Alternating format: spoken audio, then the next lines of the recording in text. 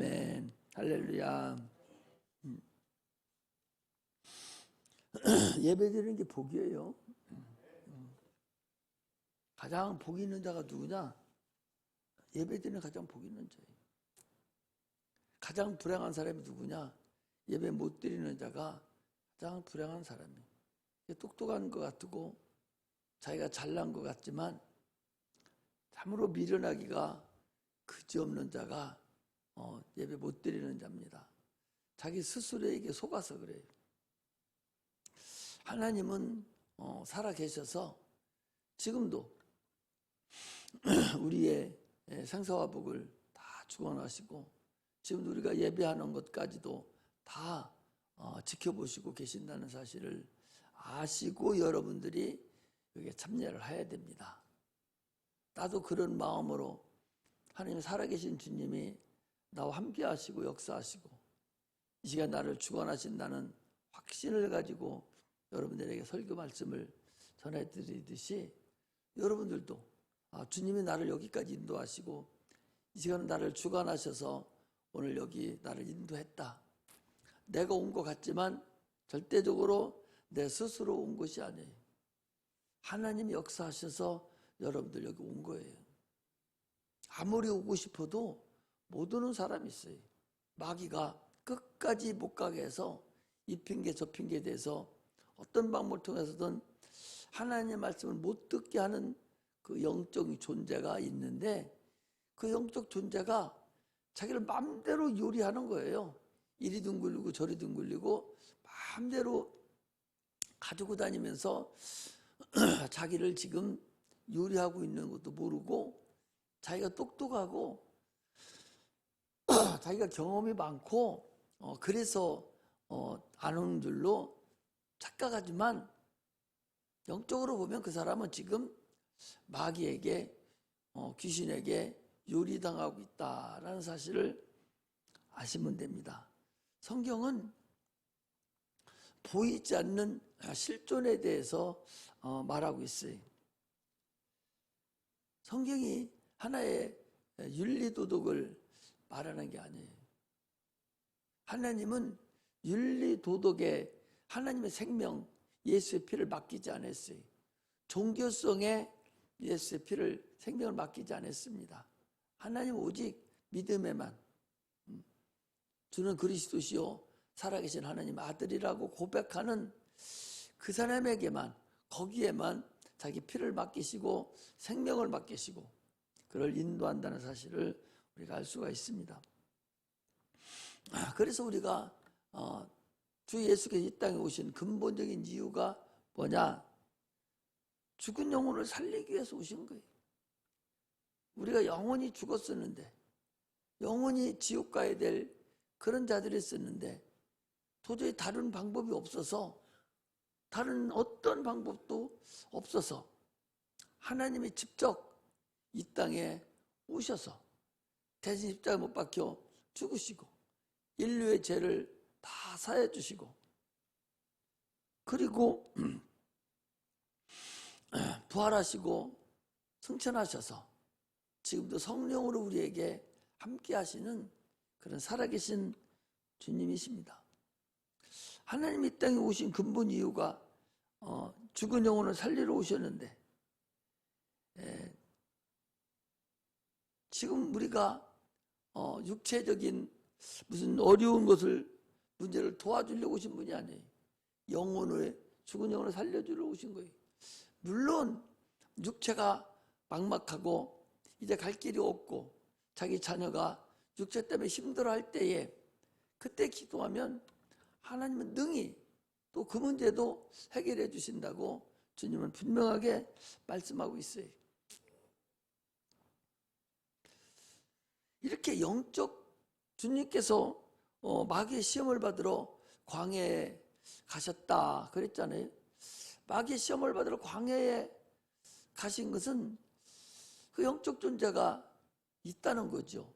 구약에 어디 마귀가 어디 나온 데가 있어요?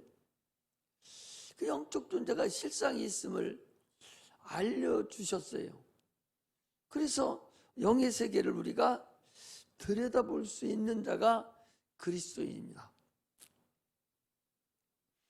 대부분의 성도들이 무능한 신앙생활을 하고 있는 것은, 또는 교회는 나오기는 나와도 종교생활을 하고 있는 그런 많은 자들은 눈에 보이지 않는다고 해서 그 영적인 존재를 무시합니다. 그렇기 때문에 전혀 능력 있는 신앙생활을 하지 못하죠. 우리는 능력 있는 신앙생활을 해야 돼요. 그러려면 영적 존재가 분명히 있다는 것을 전제하고 확실히 내가 체험하고 그것과 싸울 태세를 갖추고 신앙생활을 하는 것이 우리가 본질적으로 신앙생활의 근본이라는 걸 아셔야 됩니다. 이게 하나님을 우리가 사랑하는 것이고 하나님을 하나님으로 대접하는 거예요.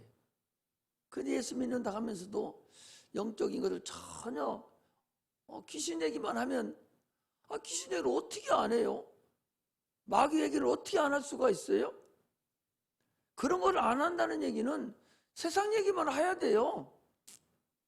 영적인 존재 얘기를 해주려고 귀신 얘기를 하고 마귀 얘기를 하고 용, 뱀, 사단 이런 얘기를 하는 것이지, 아니 영적 얘기 안 해주려면 그런 얘기 할 필요가 뭐 있어요? 아니 하나님을 알으려면 마귀의 존재를 알아야 하나님을 알 수가 있어요. 귀신의 존재를 알아야 하나님을 알 수가 있어요. 근데 그건 쭉 빼버리고 인본주의적인 것만, 세상 사는데 사람 사는 것만, 이것만 가지고 얘기를 하기 때문에 전혀 그 세계에 대해서는 알지 못하고 10년, 20년, 30년, 50년 신앙생활 했다 할지라도 전혀 모른단 말이에요. 이거 무슨 소리요? 이러거든요.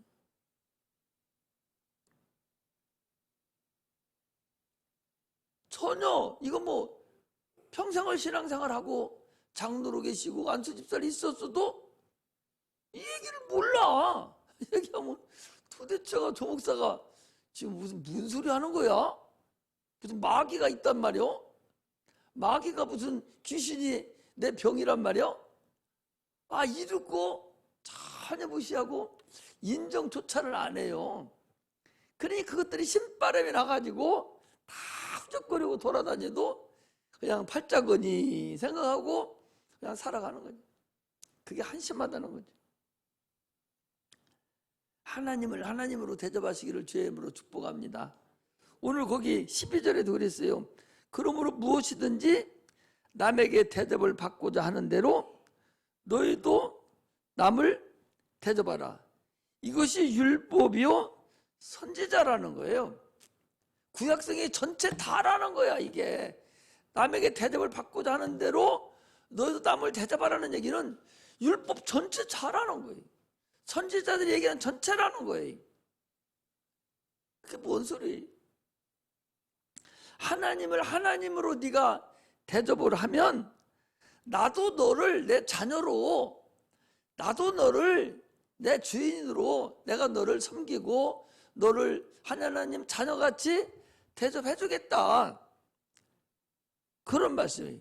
하나님 말씀에 절대적인 신뢰와 하나님 말씀에 절대적인 권위를 줄 때에, 그럴 때에 하나님께서도 너를 사실 하나님의 자녀같이 내가 너를 도와주겠다.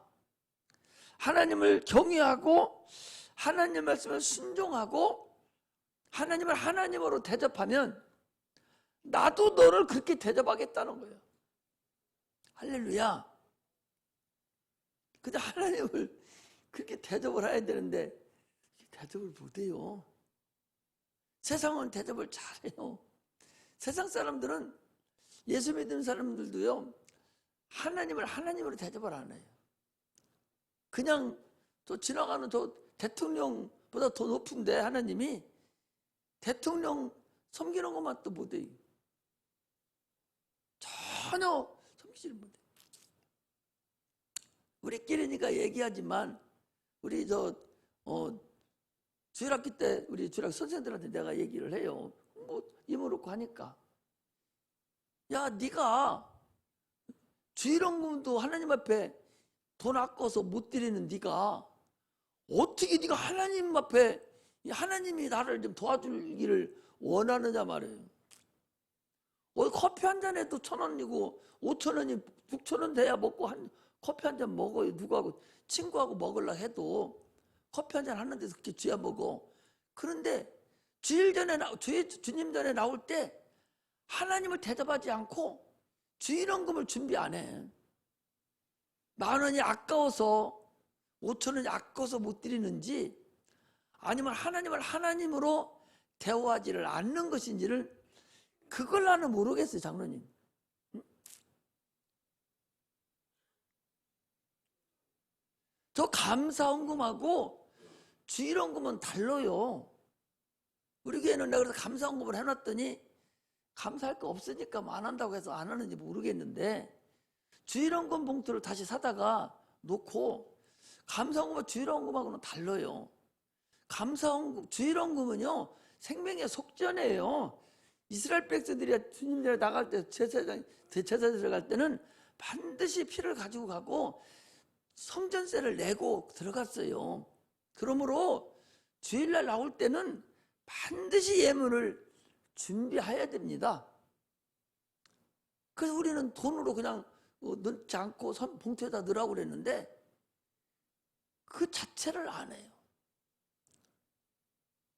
여러분들이 돈 얼마나 많이 내서 내가 이거 뭐 교회 운영을 많이 하지만 그래도 여러분 복 받으러 가는 거예요. 나는 확실하게 하나님의 편에 서서 정확하게 여러분 복 받으라고 내가 하는 거예요. 당신들이 하나님 앞에 재물을 드리는 것을 번패스럽게 여기고 하나님께 재물을 아깝게 여기고 그거 이렇게 생각하면 하나님이 여러분들 절대적으로 재물에 대해서 풍족하게 안 해줍니다. 여러분 그걸 아셔야 돼. 재물을 하나님 앞에는 잔인하게 사용할 수 있어야 돼. 잔인하게 사용하라는 얘기는 조금도 하나님 앞에 아까운 마음이 없어야 돼. 주일헌금을 그렇게 준비해서 드려야 돼. 없어서 못 드리는 건 하나님도 아셔. 어떤 사람은 이런 사람이, 나 돈 오늘 하나도 없어요. 근데 은행에는 100만 원이 있어요. 안 찾아왔어. 현찰이 내 손에 있는 것만 내 돈이 아니여. 은행에 있는 것도 내 돈이여. 그래 안 그래요, 장로님? 그러죠? 아니 돈이 지금 없다는 거예요. 없는데 은행에는 통장에 돈은 들어있어. 그러면 그 사람 돈 있는 사람이 없는 사람이요? 있는 사람이에요. 근데 돈이 없어서 못 드린다는 거예요. 현찰이 없어서. 주일날은 금요일날부터 일주일 내내 이번 주 드릴 거 은행가 찾아서 밭바닥 등으로 찾아서 봉투에 넣고 일주일 내내 기도하면서 감사하면서 준비했다가 드리는 것이 그게 예물이고 하나님이 기뻐 받으시는 재물이라는 사실을 여러분 아셔야 됩니다. 그래야 하나님이, 여러분 돈 있어야 좋잖아요. 재물이 많아야 좋잖아. 기사님 그러죠? 당연하죠.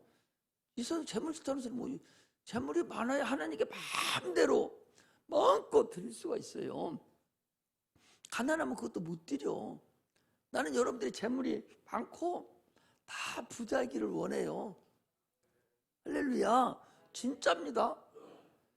기도할 때마다 하나님 저 집 재물 어려움 당하지 않게 해달라고 계속 기도해요. 그런데 여러분 받을 그릇이 돼야 되는데 받을 그릇은 주님께 받을 그릇을 내놓지 말고 네가 하나님께 먼저 드려야 된다니까. 오병이어가 뭐야? 야, 너희들 보리떡 5개 물고기 2마리 가져와. 하나님 먼저 드려야 돼요. 드려야 하나님이 거기다 차고 넘치게 복을 주신다는 사실을 아셔야 됩니다.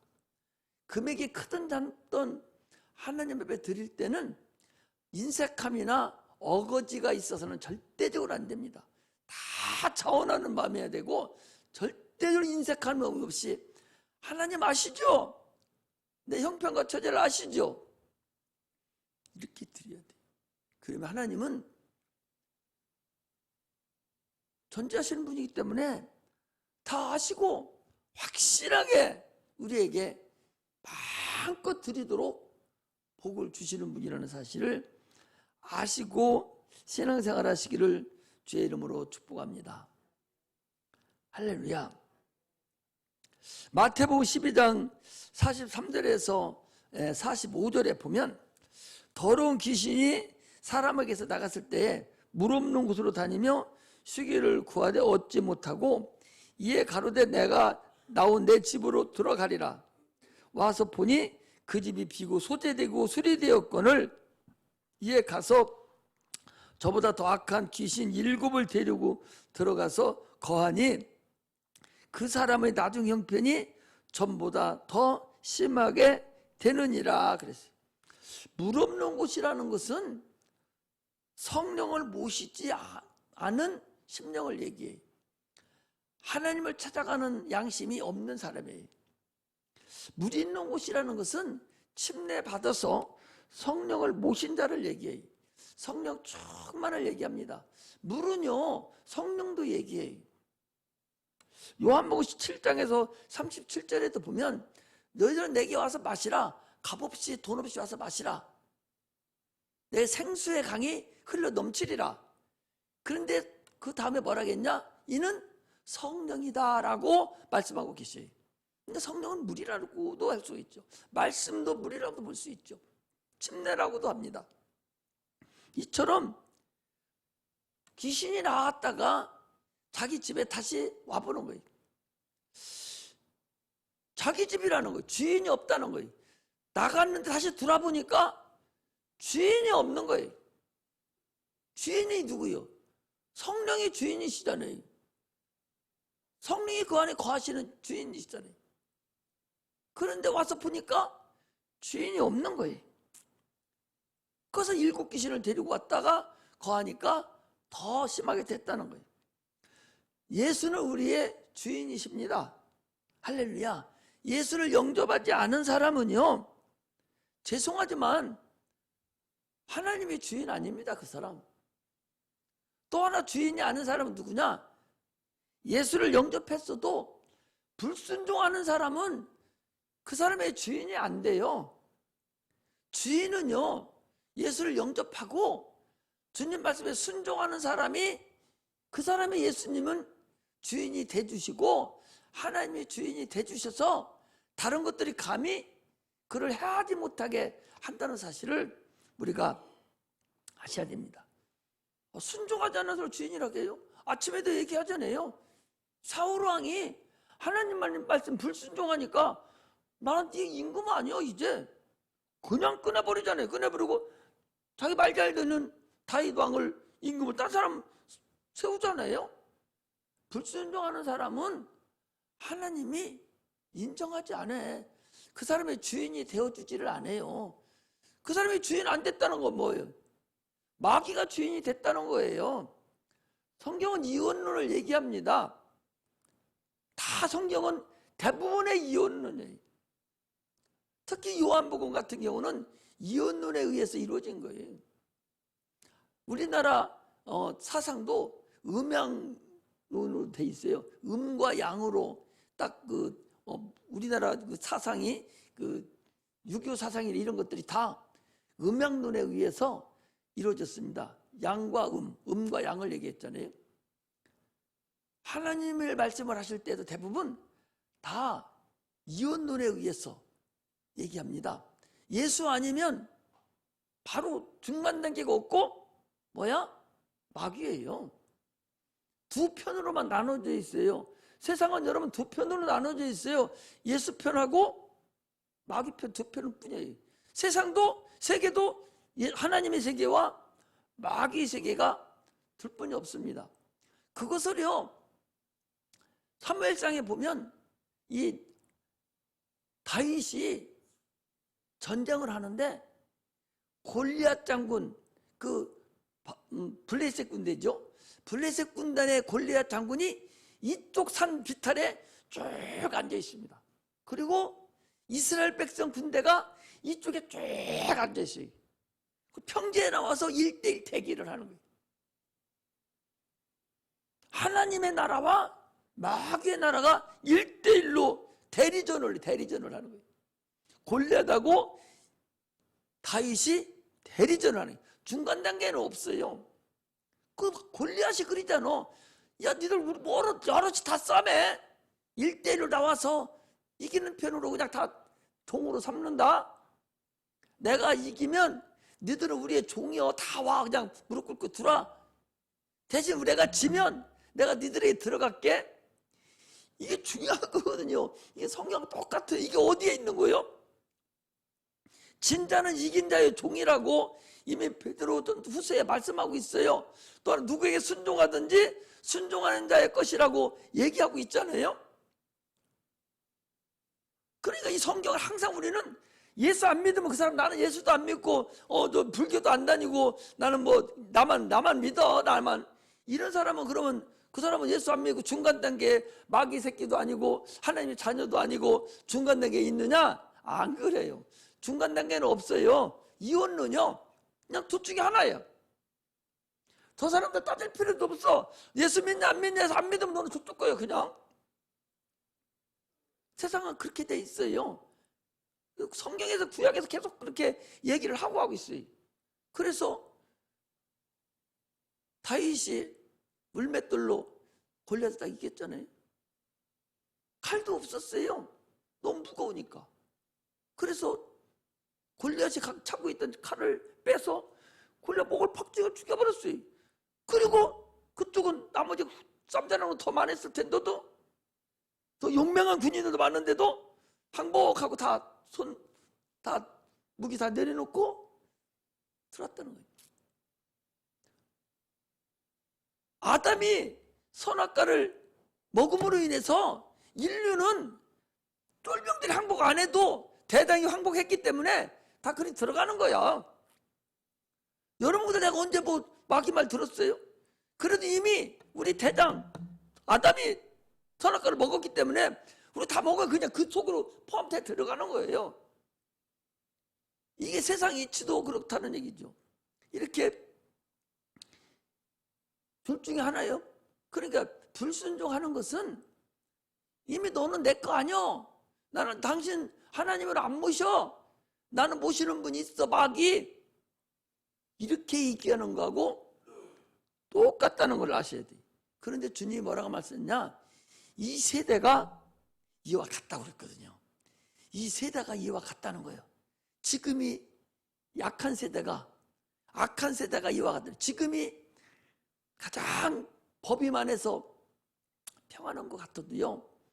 사람 마음은 최고로 지금 악합니다. 얼마나 악하냐?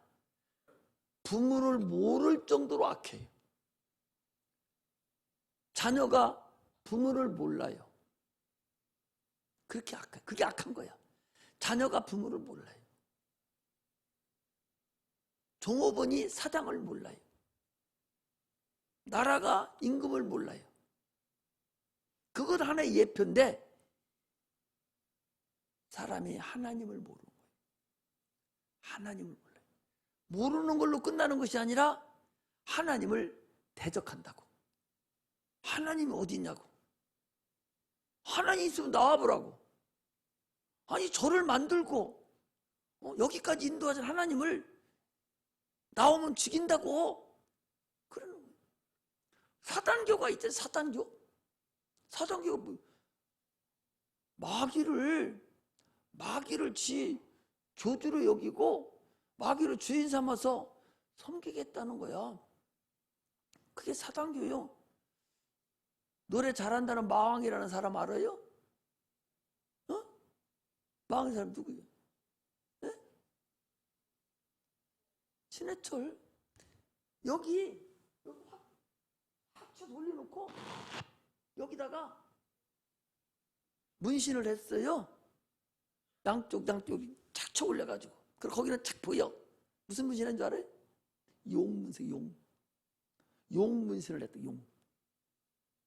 용은 뭐라겠어? 옛뱀, 용, 마귀, 사단 똑같은 거예요. 그거 섬기는 거야. 여기 확 쳐서 올리고 여기 확 쳐서 올려서 하얀하잖아. 그럼 거기다 문신을 해가지고 그 섬기는 거. 그 사람뿐만 아니요. 온몸에 용 문신하고 다니는 사람 많죠? 많습니다. 스스로 섬겨요. 그런 자가 많다. 이게 지금 세상이라는 걸 알아요. 하나님이 마음이 그렇게 하나님을 모르는 것이 악한 거예요. 지금 여러분도 귀신을 쫓으면 밖에 나갑니다. 지금도 불러낼 수 있어요. 그런데 자기가 귀신이 나갔는데도 불구하고 오늘날 성도들이 무슨 생각을 하냐? 관념으로 생각하는 거야. 귀신이 관념이 아니오. 귀신이 관념이 아니라 실존이라니까? 아니, 실존이라는 사실이 그게 뭔 소리예요? 아니,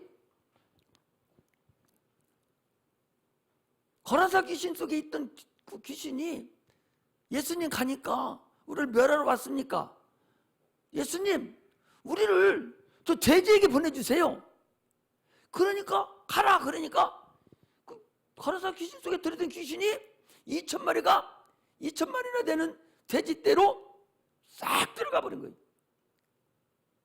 움직인다는 거 안 움직인다는 거예요. 귀신이 움직인다는 거예요. 그럼 눈으로 봐요? 안 보여요? 안 봐요. 못 봐요. 인간이 그거 다 눈으로 뜨고 보고 살면 살 수 있어? 없어? 없어. 지금 귀신 눈에 보이면 여러분 살 수 있을 것 같아요? 안 보이는 게 다행이라니까.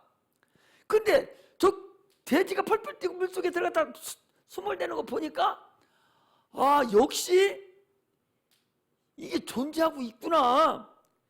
이걸 보여주는 거야. 이걸 보여주는 거라고. 오늘 우리도 귀신을 쫓아내면 발칵발칵 떨고 난리치잖아요. 귀신은 안 보여. 그런데 그 사람의 행동을 통해서 귀신이 귀신이 있었다가 나가는 걸 알 수가 있단 말이죠. 이것이 우리가 하나님의 계심을 자꾸 체험한다는 사실을 아셔야 돼.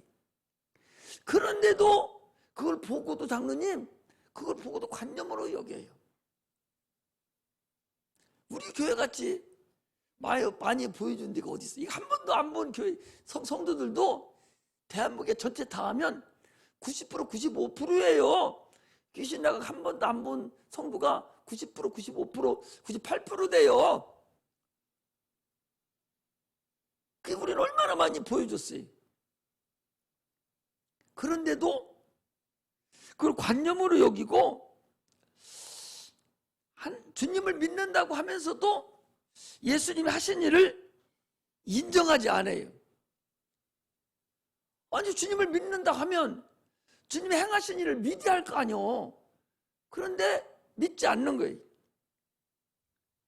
그러니 얼마나 원통하냐 말이죠. 주님께서 오셔서 누가복음 11장 14절에 벙어리가 빠르라고 귀신 쫓았어요. 빠르라. 귀머거리가 마가복음 9장 25절에 보니까 귀머리가 듣고, 누가복음 7장 22절에 보니까 앉은 배가 일어나고, 이렇게 보이지 않는 그 불행한 존재가 우리 삶 속에 깊이 뿌리박고 우리를 괴롭히고 있는데도 불구하고 그걸 인정하지 않고 있는 게 문제다는 거예요. 세상 사람을 모른다고 해도 우리는 알아야 돼요. 왜 제가 계속적으로 이 영적인 것을 자꾸 이 말씀을 드리냐? 이거 모르면 예수를 헛믿기 때문에 그래요. 이걸 알고서 다음을 들어가야 돼요. 이걸 모르고서 어떻게 성경을 이해를 해? 다 영적인 얘기인데. 그러므로 성경을 온전히 이해하려면 이걸 알아야 돼. 부부간에도 수없이 다투잖아요. 에이 하고 내쫓아버려요. 자녀들도 말 안 듣는 이놈 새끼 너 말 안 듣는다고 머리 깎아버린다고 막 그리고 내쫓아요. 내쫓는 부인을 내쫓고 남편을 내쫓고 아들을 내쫓을 일이 아니라 그 속에는 귀신을 쫓아내야 된다니까. 그것이 그렇게 하기 때문에 그 사람이 그런 일을 범하는 거예요. 주님은요 사람은 원수가 아니라고 그랬어요. 하늘의 악한 영들이 그것들이 우리의 원수지 우리가 싸울 대상이지. 에베소서 6장 12절에 그랬잖아요. 우리의 씨름은 혈과 육에 대한 것이 아니라 하늘에 있는 악한 영들과의 싸움이다. 하늘에 있는 악한 영들 싸움이에요. 사람은요 사랑을 해줘야 될 존재입니다. 미워할 필요 없어요. 그 속에 있는 것이 그렇게 하는데 어떻게 알고 있어요? 그러므로 이걸 모르는 자가 가장 불행한 자예요. 마귀와 가까운 자가 가장 불안한 자예요. 불행한 자예요. 하나님을 가까이 하라. 그러면 내가 너희를 가까이 하시리라. 하나님과 가까이 하는 자가 가장 행복한 사람이고 하나님과 가장 멀고 마귀와 가까이 한 자가 가장 불행한 사람입니다. 그러므로 우리는요 성령 충만하게 신앙생활 하시기를 주의 이름으로 축복합니다. 성령 생활하지 않으면 짐승하고 똑같아요. 우리 인간은 짐승하고 다를 바 없어요. 성령의 충만함만이 신의 영에게 우리가 들어가서 삶을 살 수 있다는 사실을 우리가 아셔야 됩니다. 성령을 받아야만이 인간의 당초 목적대로 지음받은 대로 그대로 가는 거예요. 성령 받지 않은 사람은 하나님이 당초 만드는 목적대로 지금 가고 있지 않는 거예요. 성령 충만해서 방언을 말하고 신앙생활을 하는 사람가 이가 하나님이 당초 목적대로 만들어져서 이제 주님의 나라에 아버지의 나라에 들어갈 수 있는 자격을 얻는 겁니다. 우리가 신앙생활 하는데 어렵잖아요. 성령 충만하다고 해서 이길 수가 있어요? 육체는 한없이 흙이기 때문에 한없이 힘듭니다. 한없이 죄를 집니다. 한없이 악한 생각이 들어와요. 살 수가 없어요. 그래서 성경에 보니까 찬송가에 세상과 나는 간 곳 없고 구속한 주만 보이도다. 찬송이 하듯이 세상과 나는 간 곳 없고 구속한 주만 보이는 그런 삶을 우리가 살아야 됩니다. 이게 성령을 모신 삶이고 이게 공생애의 삶이에요. 예수님도 30살까지는 세상 우리하고 똑같은 삶을 살다가 침례받고 올라오셔서 하나님의 자녀라고 들으심과 동시에 공생의 3년을 살았듯이 우리가 예수 믿기 전에는 공생의 삶을 살지 않았다 할지라도 예수 믿고 침례받고 신앙생활하고 나서부터는 공생의 살아야 돼. 삶이 둘입니다. 세상 삶과 하나님의 삶을 내가 같이 살아가야 돼. 그런데 어떻게 살아가요? 기도로 살아가는 거예요. 신앙생활은 영적 생활은 기도 생활이에요. 응? 김재석 권사님, 신앙생활은 기도 생활이에요. 기도하지 않으면 내가 지금 신앙생활 안 하고 있다. 그렇게 생각하면 돼요. 기도하지 않으면 내가 지금 성도의 공생애를 살아가지 않고 있다. 성도의 공생애를 살아가야 그대로 하나님 나라에 들어가는 거예요. 기도 생활이 얼마나 중요하냐. 그 기도 생활을 하면서 하나님의 지식을 습득하고 하나님의 지혜로 하나님 역사심을 경험하면서 내 영혼이 하나님 나라에 한 발짝 한 발짝 가는 거예요. 육체가 죽음을 향해서 가듯이 내 영혼이 하나님 나라를 향해서 가는 거예요. 그거 가는데 육체를 안고 가는데 기도하지 않냐고 무슨 재주로 신앙생활을 할 수가 있어요. 베드로전서 5장 8절에 보니까 사단 마귀가 우는 사자와 같이 삼킬 자를 두루 찾는다고 그랬어요. 사자는 호랑이는 장로님, 호랑이가 얼마나 무섭고 사자가 무섭습니까? 그런데요, 배가 부르면 사자 새끼, 저 사슴 새끼 있잖아요. 동물의 왕국 봐봐. 사자 새끼가 가지고 놀아요. 사슴이 호랑이 그 앞에 와서 코털 건들고 거기서 갖고 놀아. 안 되면 먹어, 배불러서. 그러나 그것이 배만 고프면 이제 물불을 안 가리고 이제 정신을 바짝 차리고 잡아먹는 거예요. 이 맹수가 그런 게 맹수죠. 배부르면 잠만 자는 거예요. 아무것도 안 먹습니다. 배가 고프면 닥치는 대로 이제 막 먹으려고 찾죠. 마귀가 그렇다는 거예요. 배가 고파서 먹을 거 찾는 그런 상태로 마귀가 우리를 넘어뜨리려고 한다는 거예요. 그런데 어떻게 거기서 얼쩡거리고 있으면서 그 마귀를 거기서 넘어올 수가 있어요. 그들이 배가 부른 게 아니에요. 마귀가 배가 불러서 노루나 사슴이 그 한 몫 딱 먹으면 좋을 만한 뼈도 질기지도 않은 그 노루를 잡아먹기 좋을 텐데 안 잡아먹는다. 이렇게 마귀가 우리를 수없이 수단방을 가리자고 넘어뜨리려고 하려는 이때에 우리가 그거 지금 정신 차리지 아니하고 기도하지 아니하고 성령으로 주님을 가까이 가지 않으면 그 마귀하고 가까이 간 거예요. 그 마귀 밥이에요. 이길 수 있어? 절대적으로 못 이깁니다. 목사님이라 할지라도요, 내가 경험을 해요. 기도 조금 안 하면 금방 세상 것이 드러나와요. 그래도 일주일에 3번씩 수요일날 말씀 증거하고 기도하고, 수요일날 말씀, 금요일 말씀 증거하고 기도하고, 토요일날 또 선생님들 데리고 가고, 주일날 3번씩 4번씩 말씀 증거하고, 날마다 새벽마다 기도하고 하니까 그래도 이런 데로 가지. 나는 주일에 한 번만 땡 하고 예배 드리고 놀러 다니는 목사님들 보면 과연 어떻게 할까 싶은 생각이 솔직하게 들어. 그거 가지고는 여러분 아무것도 안 돼요. 신앙생활은 기도 생활이에요. 계속적으로 주를 의지하는 생활입니다. 구약에 수많은 선지자들이 있었잖아요. 그들도 다 기도했다는 걸 알아야 돼요. 엘리야가 얼마나 기도했습니까? 엘리사는 얼마나 기도했습니까? 다윗은 어땠어요? 여러분, 그때는 기도하라고도 안 했어요.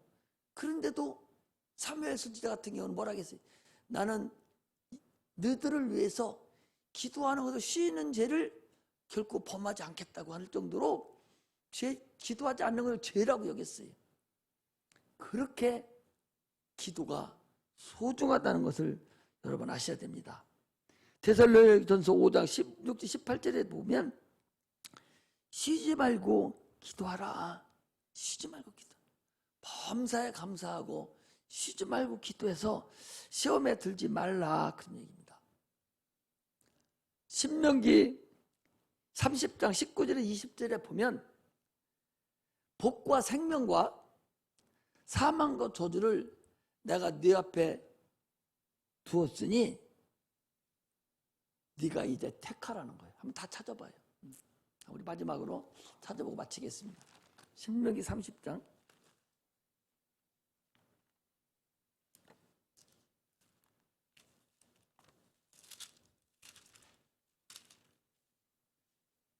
19절